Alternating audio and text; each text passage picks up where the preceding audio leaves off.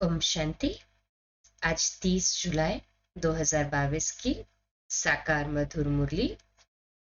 प्यारे प्यारे मीठे मीठे बाबा हम बच्चों से कहते हैं, मीठे बच्चे, तुम्हें अब लाइट हाउस बनना है। तुम्हारी एक आंख में मुक्ति धाम, दूसरी आंख में जीवन मुक्ति धाम है। तुम सबको रास्ता बताते रहो। सभी को रास्ता बताने वाले लाइट हाउस है ना हम सभी। कहे हाँ जी बाबा। आज का प्रश्न है, अविनाशी पद का खाता जमा होता रहे, उसकी विधि क्या है? बाबा उत्तर देते, सदा बुद्धि में स्वदर्शन चक्र फिरता रहे, चलते फिरते अपना शांति धाम और सुख धाम याद रहे, तो एक तरफ विकर्म विनाश होंगे, दूसरे तरफ अविनाशी पद का खाता भी जमा होता जाएगा। आप कहते हैं, तुमको लाइट हाउस बनना है। एक आंख में शांति धाम, दूसरी आंख में सुख धाम रहे। जितना हम लाइट हाउस बन के एक आंख में परम धाम शांति धाम रखेंगे, दूसरी आंख में सुख धाम, अर्थात दोनों को याद करते हुए दूसरों को याद दिलाएंगे, तो हमारे विकर्म भी विनाश होंगे और अविनाशी पद का खाता भी जमा होगा। कर रहे हैं ना सभी इसका अभ्यास? हाथ ऊपर करें। आज का गीत है जाग सजनिया जाग। ओम शांति। मीठे मीठे बच्चों ने मीठा मीठा गीत सुना। अब तो जो गाने वाले हैं वह तो जरूर कोई फिल्म के होंगे। उस समय तो साकार मुरलियों के टाइम पे फिल्म के गाने, परंतु जो बाबा के साथ कनेक्ट कर सकते थे ऐसे बजते थे। ज्ञान के बारे में, देवताओं के बारे में व परमात्मा के बारे में जो कुछ भी गाते हैं वह उल्टा ही गाते हैं। इसको कहा ही जाता है उल्टी दुनिया। अल्लाह बैठ समझाते हैं, तुम तो माया की फांसी पर लटके हुए थे। माया ने सब बच्चों को उल्टा लटका दिया है। बाप आकर बच्चों को सुलटा बनाते हैं। गीत कितना अच्छा है। यह कौन कहते हैं जाग सजनिया? और तो कोई कह न सके। सारी दुनिया की सजनियों के लिए जाग सजनिया, अब नवयुग आया। एक शिव बाबा ही हम बच्चों को कहते हैं कि जागो, नई दुनिया आई की आई। दुनिया में कोई ऐसा मनुष्य नहीं होगा जो यह जानता हो। माया ऐसी है जो कितना भी समझाओ तो भी समझते नहीं है। तुम बच्चे जानते हो, अब नया युग, नए देवताओं की बादशाही स्थापन हो रही है। जानते हैं ना हम सभी तो। कहे हाँ जी बाबा। यह भी समझते हो, कलयुग के बाद जरूर सतयुग आना है। तो इससे सिद्ध होता है कि भगवान को भक्तों के पास आना ही है। भगत चाहते भी है भगवान से मिले, तो समझना चाहिए कि भगवान बरोबर आएगा। आधा कल्प भगत तड़फते हैं तो कुछ तो देंगे ना। भगत जानते हैं भगवान जीवन मुक्ति देते हैं। वह पतित पावन ही सबको पावन बनाएंगे। तुम बच्चे जान गए हो, सब आत्माएं पावन कब बनते हैं? सतयुग में तुम पावन रहते हो, बाकी सब आत्माएं निर्वाण धाम में रहती है। तुम पावन युग में आते हो। निर्वाण धाम को युग नहीं कहेंगे, वह तो इन युगों से पार है। ऐसी ऐसी बातें तुम बच्चों की बुद्धि में है। बरोबर हम परम धाम में रहते हैं। युग यहाँ होते हैं, सतयुग त्रेता यहाँ के है ना। यह नाम तो यहाँ के ही है। विनाश भी गाया हुआ है, त्रिमूर्ति भी दिखाते हैं। वो लोग त्रिमूर्ति के नीचे लिखते हैं सत्यमेव जयते। यह रूहानी गवर्नमेंट है ना। नॉन वायलेंस शक्ति सेना भी गाया हुआ है, परंतु सिर्फ नाम मात्र। तो तुम्हारा भी कोट ऑफ आर्म्स होना चाहिए। तुम ब्रह्मा विष्णु शंकर के नीचे लिख सकते हो सत्यमेव जयते। बच्चों की बुद्धि में आना चाहिए कि हम पांडव गवर्नमेंट के बच्चे हैं। प्रजा अपने को बच्चा ही समझती है, तो यह बुद्धि में आना चाहिए कि कैसे कोट ऑफ आर्म्स बनाए। यह है ही ब्लाइंड फेथ की दुनिया, अंधविश्वास है ना दुनिया में। जो देखते रहेंगे सबको भगवान कहते रहेंगे। अंधश्रद्धा हुई ना, कण कण में भगवान कह देते हैं। वास्तव में जो भी मनुष्य मात्र है, सबका पार्ट अलग अलग है। आत्मा शरीर धारण कर पार्ट बजाती है। ऐसे थोड़ी कह देंगे कि सब भगवान ही भगवान है, तो क्या भगवान ही लड़ते झगड़ते रहते हैं? यह तो है 100% अंधश्रद्धा। नया मकान बनता है तो कहेंगे 100% नया, पुराने को कहेंगे 100% पुराना। नया भी भारत था, अब तो पुरानी दुनिया है। कितने अनेक धर्म हैं, रात दिन का फर्क है ना। जरूर सतयुग में सुख ही सुख था, देवताएं राज्य करते थे। अभी तो इस पुरानी दुनिया में दुख ही दुख है। अभी कितना दुख होता है, सो तुम आगे चल देखेंगे। गाया हुआ है, मिरुआ मौत मलू का शिकार। उन्होंने सिर्फ लिख दिया है, समझते कुछ भी नहीं है। मनुष्यों को मारने में किसको तरस थोड़ी आता है। ऐसे ही कोई कुछ कर दे तो पुलिस केस कर दे। यह तो देखो कितने बॉम्ब आदि बनाकर एक दो को मारते रहते हैं। होलसेल मृत्यु होती है ना एटॉमिक बॉम्ब से। रोज लिखते रहते हैं फलाने फलाने स्थान पर इतने मरे, उन्हों पर केस करो। यह किसकी बुद्धि में भी नहीं है। अभी तुम जानते हो, यह है पुरानी पाप की दुनिया। सतयुग है नई दुनिया। सतयुग त्रेता में कोई किसको दुख नहीं देते। नाम ही है स्वर्ग, हेवन, बहिष्ट। हिस्ट्री में भी पढ़ते हैं, वहां तो अथाह धन था, जो मंदिरों से भी लूट कर ले गए हैं। कितना लूटा। सोमनाथ के मंदिर को भी कितनी बार लूटा गया मोहम्मद गजनवी द्वारा। ऊंट लाद लाद कर सोने ले गए। तो जिन्होंने मंदिर बनाए होंगे वह कितने धनवान होंगे। सोने की द्वारिका दिखाते हैं ना,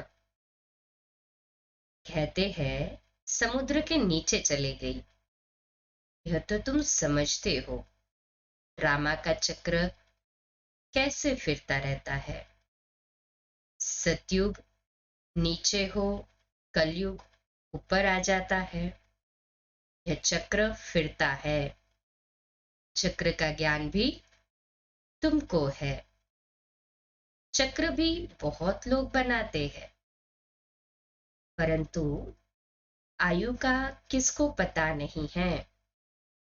रियल चक्र तो कोई बता ना सके। चक्र का ड्यूरेशन आदि ये तो कोई बता नहीं सकता ना। ये तो बाबा ही बताते हैं कि कल का चक्र जो है 5000 ईयर्स का है। तुम्हारी बुद्धि में सारा चक्र है, इसलिए कहा जाता है स्वदर्शन चक्र फिराते रहो तो तुम्हारे विकर्म विनाश होंगे। यह है ज्ञान की बात। तुम जानते हो हम स्वदर्शन चक्र फिराते रहते हैं, इससे हमारे विकर्म विनाश होते जाएंगे और दूसरे तरफ अविनाशी पद का खाता जमा होता जाएगा। फिर भी कहते हैं कि हम स्वदर्शन चक्र घुमाना भूल जाते हैं। पाप कहते हैं तुमको लाइट हाउस बनना है। लाइट हाउस रास्ता दिखाते हैं ना। तुम्हारी एक आंख में शांति धाम और एक आंख में सुख धाम है। दुख धाम में तो बैठे हो। तुम लाइट हाउस हो ना। तुम्हारा मंत्र ही है मन मना भव, मध्याजी भव। शांति धाम और सुख धाम। मन मना भव, शिव बाबा को याद करना। शिव बाबा रहते परम धाम में, तो मन बाबा में लगाना, अर्थात मन मना भव शांति धाम में। मध्याजी भव, मध्य में ब्रह्मा विष्णु शंकर। विष्णु अर्थात हमारी प्रालब्ध, अर्थात के सुख धाम। तो मध्याजी भव अर्थात की ना सत्युगी देव रूप याद करना। औरों को भी रास्ता बताते हो। ये चक्र फिराते रहते हो। चलते फिरते यही बुद्धि में रहे। शांति धाम और सुख धाम। ऐसी अवस्था में बैठे बैठे किसको साक्षात्कार हो सकता है? जब डीप रियलाइजेशन में चले जाते तो साक्षात्कार भी हो जाता। कोई सामने आते ही साक्षात्कार कर सकते हैं। हमारा काम ही है यहाँ, वहां तो कुछ है ही नहीं। तो तुम बच्चों को अब यह प्रैक्टिस करनी है। हम रास्ता बताने वाले लाइट हाउस है और अभी खड़े हैं दुख धाम में। ये तो सहज है ना। लाइट हाउस व स्वदर्शन चक्र बात तो एक ही है, परंतु इसमें अर्थात चक्र में डिटेल आ जाता है। उसमें सिर्फ दो बातें हैं, सुख धाम और शांति धाम। अलफ अर्थात मुक्ति धाम, पे अर्थात बादशाही माना जीवन मुक्ति धाम। कितना सहज है। जहां से हम आत्माएं आती है वह है शांति धाम। साइंस को जानने वाले या नेचर को मानने वाले इन बातों को नहीं समझेंगे, बाकी देवताओं को मानने वाले समझेंगे। लक्ष्मी नारायण के मंदिर में जाना तो बहुत अच्छा है। देखो, यह सुखधाम सतयुग के मालिक थे ना, अभी तो है कलयुग।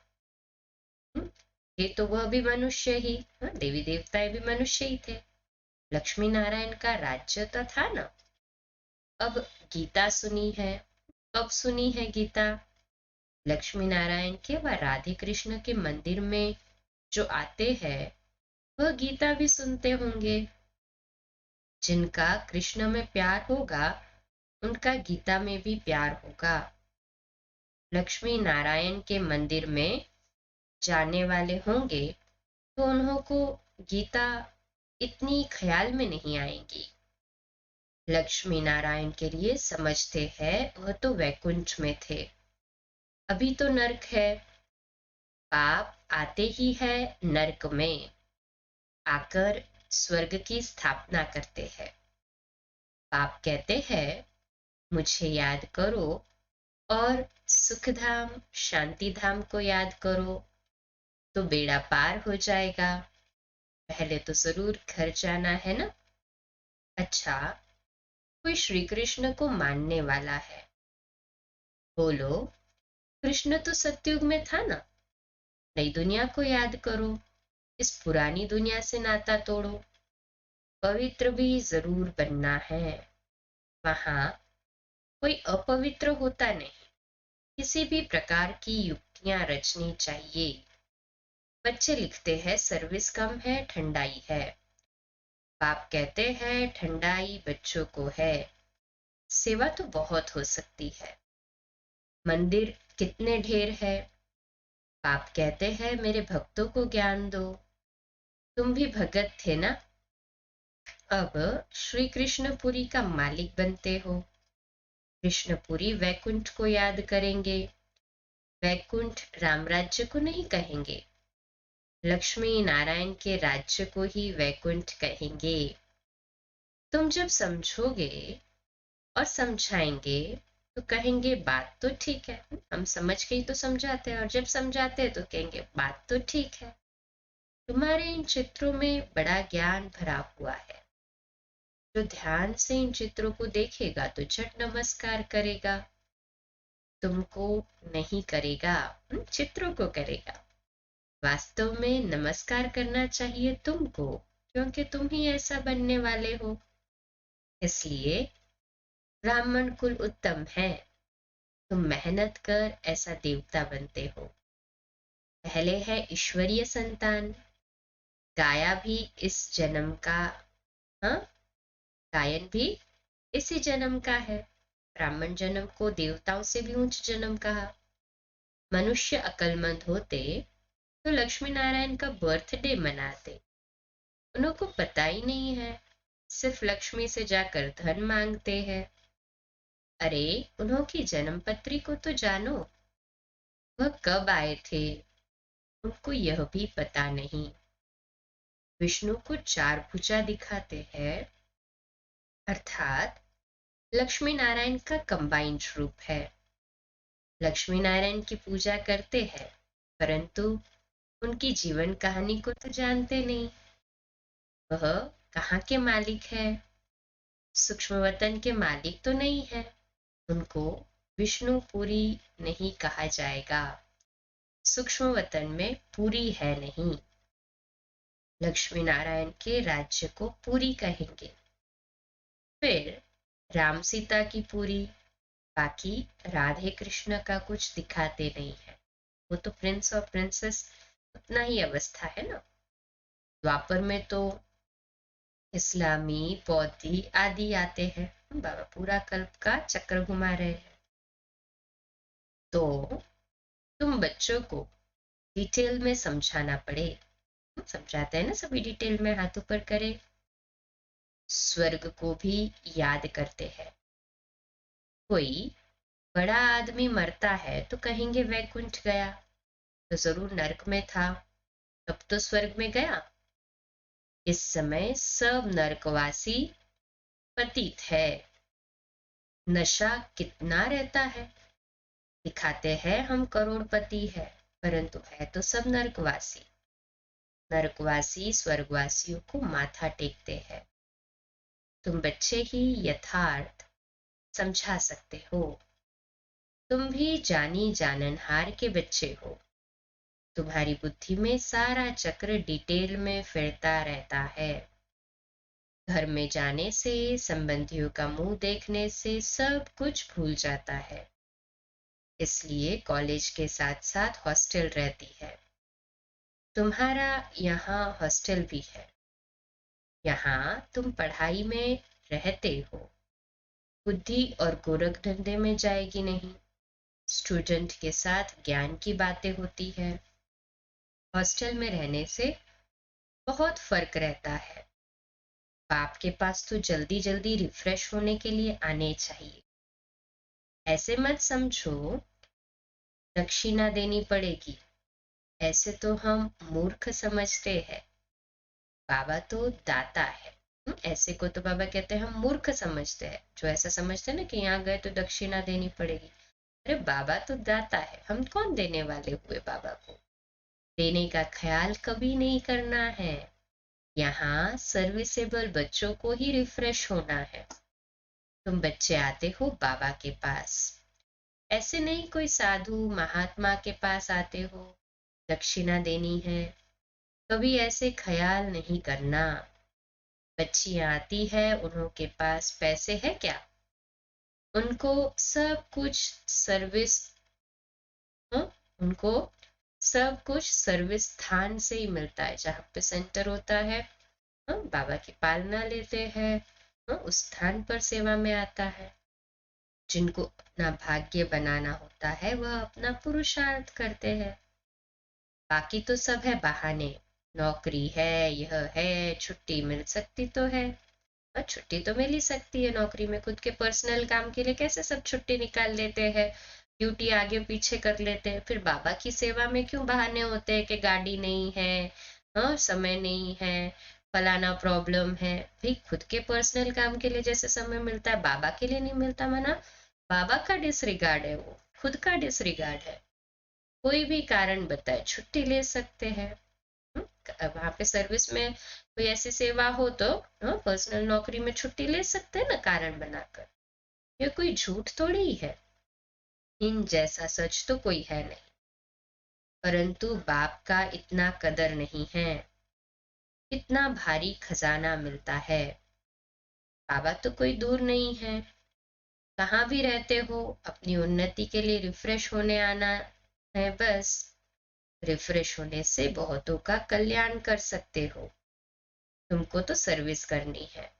यह है बुद्धि योग बल, वह है बाहुबल। यहाँ हथियार आदि कुछ नहीं है। किसी को दुख नहीं देना है। सबको सुख का रास्ता दिखाना है। सतयुग और कलयुग में रात दिन का फर्क है। आधा कल्प लग जाता है रावण राज्य को। तुम बच्चे सुखधाम की स्थापना करने वाले हो। कभी कोई कड़वा शब्द नहीं बोलना चाहिए। सुना न सुना कर देना चाहिए। किसी ने बोला तो सुना अनसुना कर दो। सुनते हैं तो फिर बोलने भी लग पड़ते हैं, फिर रिएक्ट करेंगे ना सुनेंगे तो। क्रोध का अंश भी बहुत नुकसान कर देता है। किसको क्रोध करना यह भी दुख देना है। बाप कहते हैं दुख देंगे तो दुखी होकर मरेंगे। बहुत सजाएं खानी पड़ेगी।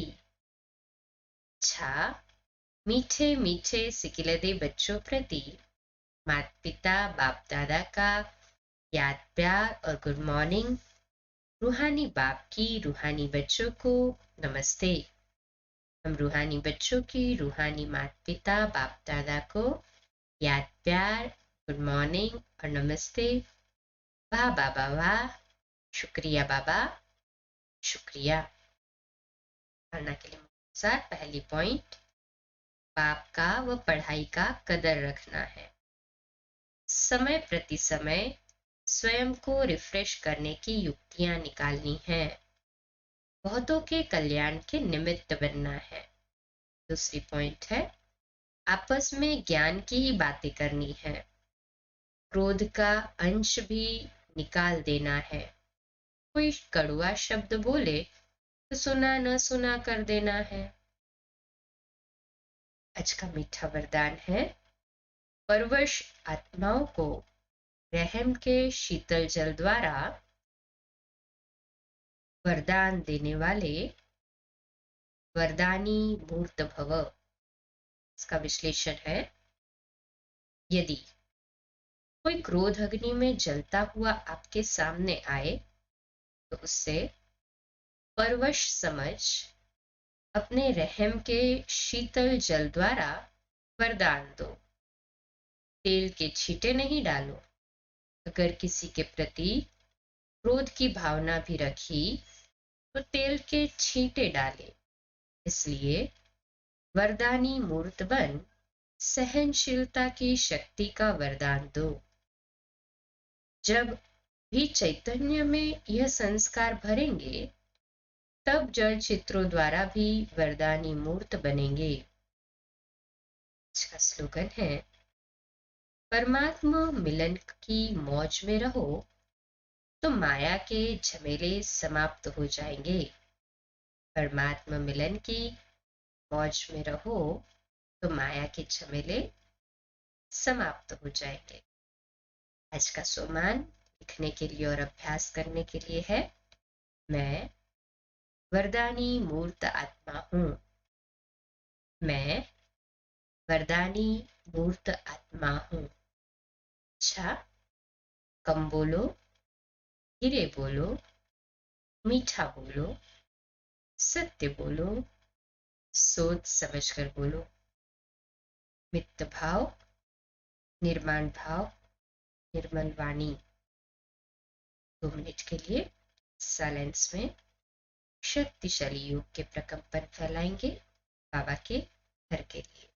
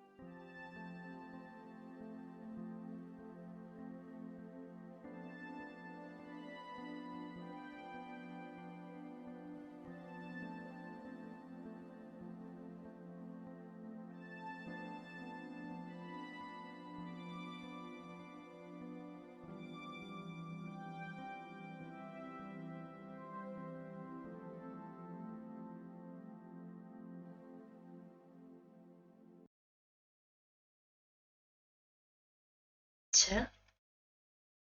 ओ शांति।